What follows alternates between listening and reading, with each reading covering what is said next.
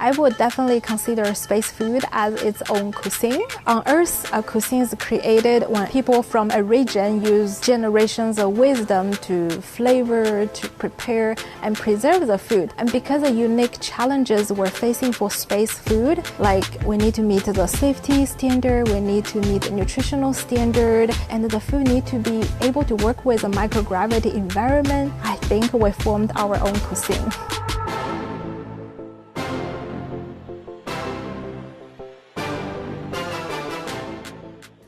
My name is Shulei Wu. I'm a food scientist by training, working in the Space Food System Laboratory. We create and produce space food for various space programs. I'm the food system manager, so I work with our team and also our counterparts outside of the food lab to ensure timely delivery of the space food to support International Space Station and very soon Artemis 2 mission. Many people, when they hear space food, they will feel like a yuck. But actually, many of our food products taste pretty good, despite that they need to be low sodium and also need to meet the safety requirement. They're actually tasting pretty good. Food is very important. Food will provide the nutrition astronauts would need for their health and performance. Food also provides a critical mental well-being to our crew members, because even on ground we gathered, we celebrate with the food. That's even so when they're so far away from home. Because they're so far away from home, that's why it's very important to send the food that will be shelf stable for a long time. On the International Space Station standard menu, there are over 200 different food and beverage items that we supply. We do provide a crew food session training to crew members. Once they are assigned for a flight, they will come in to try all the food that we provide on the standard menu. We're trying to make this easy for crew members, so we break into 10 different categories. So in those categories, we have breakfast, where they can find scrambled egg, where they can find granola and blueberry, where they can find their own cereal. And then for lunch and dinner, then we break down to like vegetable and soup, meat and fish, side dishes, and then we also have snack and a dessert for crew member to choose as well. Among the space food we send to International Space Station, there are several major types.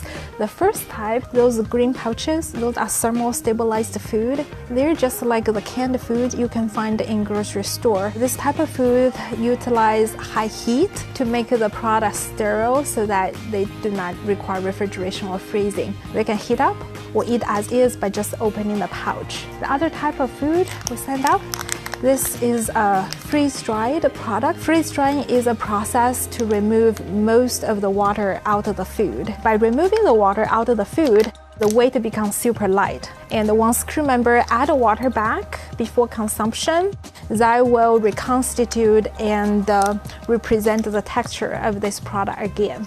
So the food we provide right now to our astronauts, we consider as ready to eat.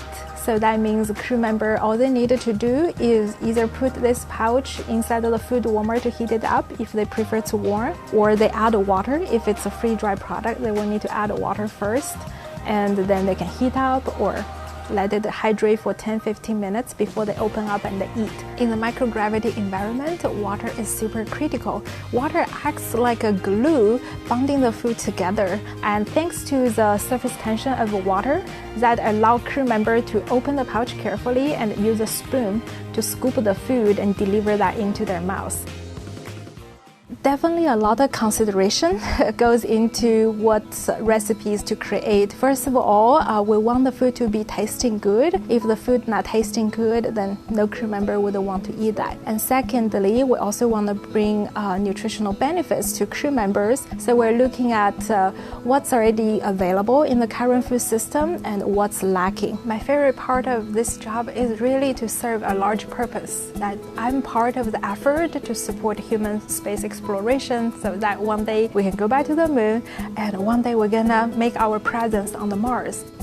As we're preparing for those longer exploration missions, we're in the process to evaluate the shelf life because for the longer exploration mission, it needs longer shelf life. Right now for International Space Station, we're targeting 3-year shelf life. For Mars mission, we're targeting 5 to 7 years shelf life. So our food scientists are working to see what approach we can put in to ensure the food will still be good and nutritious 5-7 years after.